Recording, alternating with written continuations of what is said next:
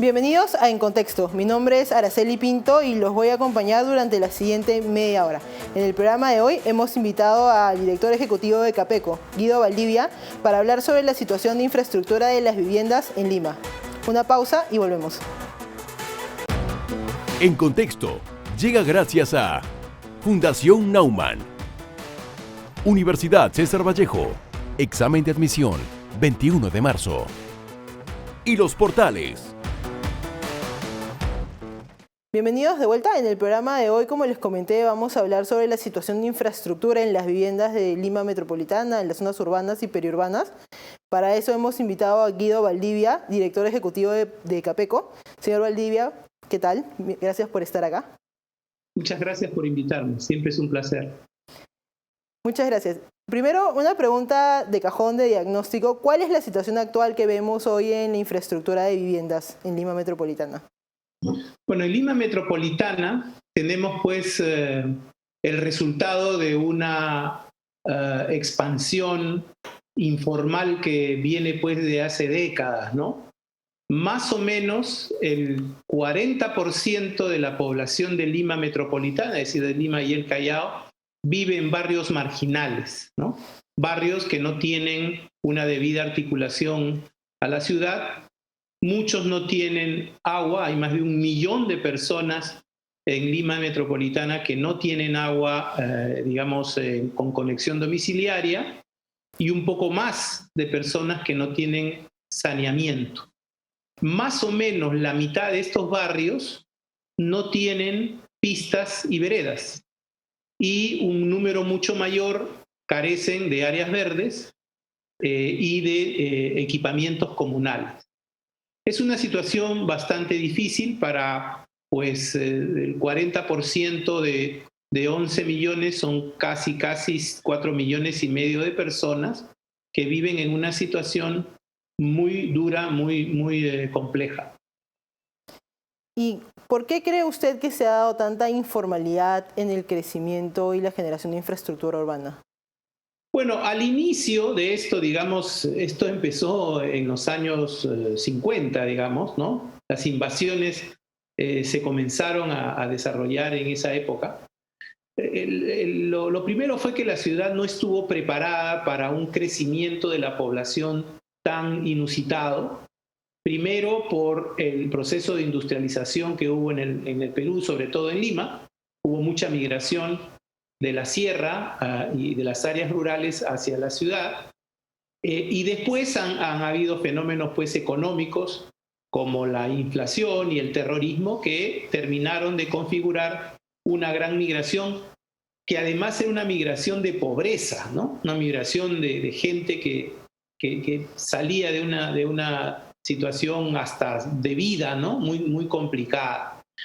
Y esto pues ha generado esta extensión de la ciudad que pues marca estas grandes dificultades que tenemos para desarrollar Lima, que es una ciudad que necesita muchísima inversión para poder, ¿no?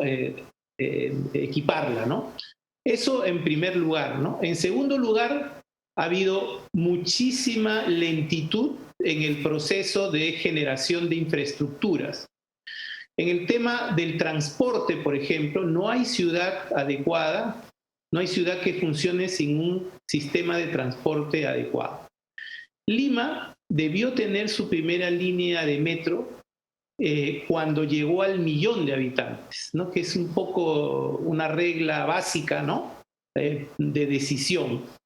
Y eso ocurrió en los años 50, ¿no? Y recién la línea 1 del metro se ha inaugurado pues el año 2009, ¿no? O sea que estábamos 60 años de retraso. Y ese retraso es muy difícil de recuperar porque se requieren inversiones muy fuertes. Entonces, esa es una gran dificultad que se tiene. Lo mismo es en el agua. En el agua, ya en este momento, dar agua a los nuevos asentamientos humanos o aquellos que no tienen estos servicios es muy caro. Es muy complicado dar agua. A veces es más barato hacerle la casa en otro lado que darle agua. Mire de lo que estamos hablando.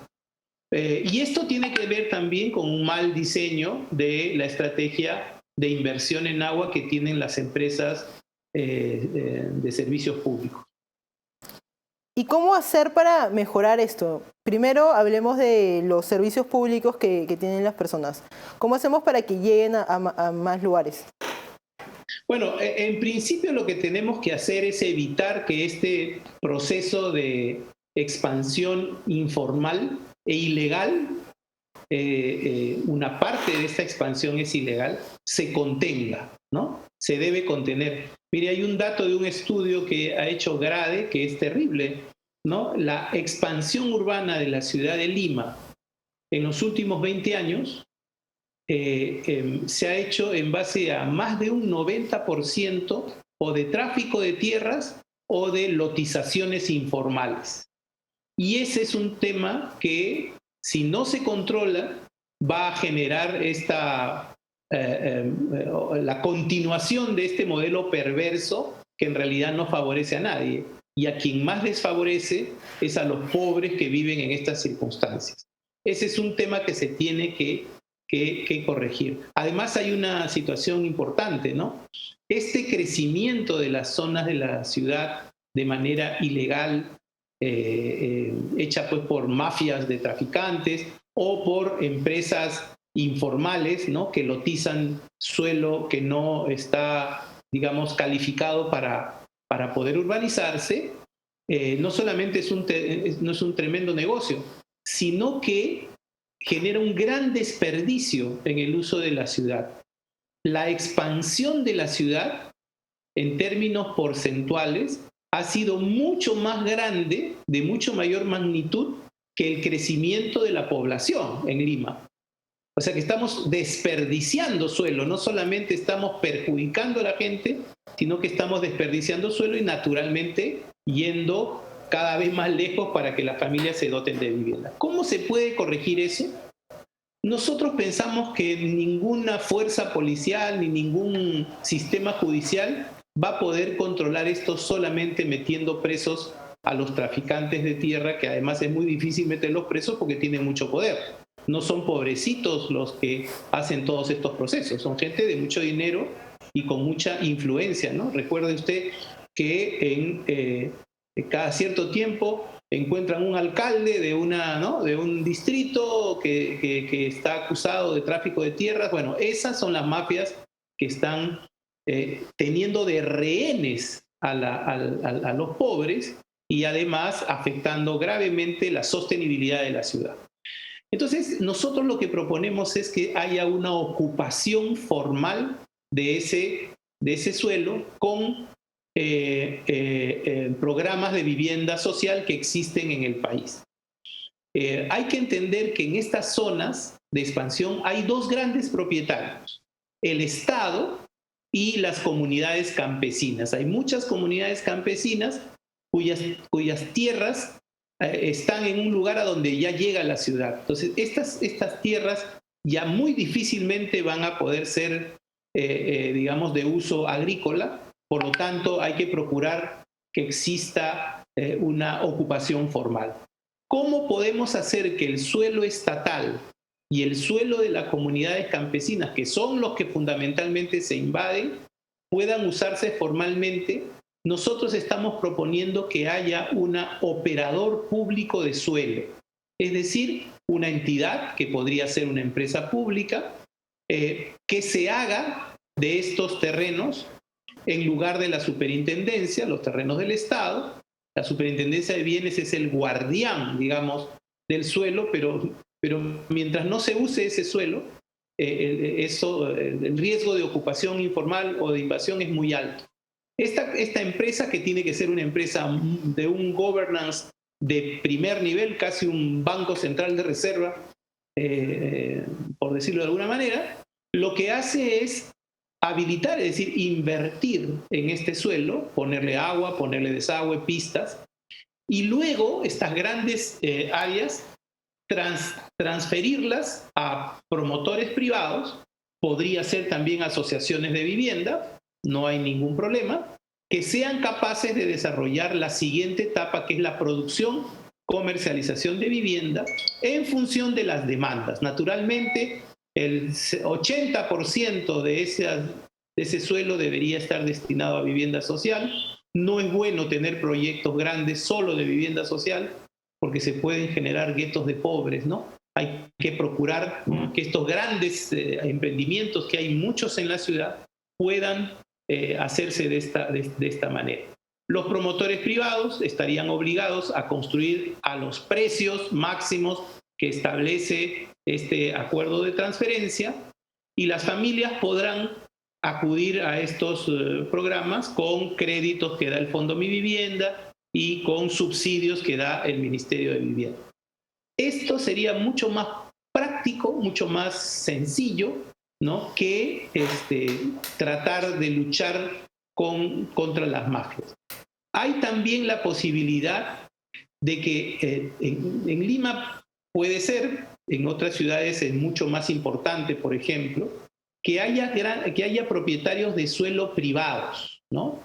No es la mayoría, pero puede haber, por ejemplo, en la zona de Chiclayo, la zona de Pomalca, ¿no?, que está al lado de Chiclayo, tiene pues una cantidad de suelo que ya no usa y podría ser la parte de expansión de la ciudad. Entonces, lo que proponemos es que una parte del presupuesto de agua, el Perú gasta como 5.000 millones de soles al año en agua y desagüe, pero pues se usa mal, ¿no? Como todos sabemos, las tarifas no alcanzan para cubrir todos los costos.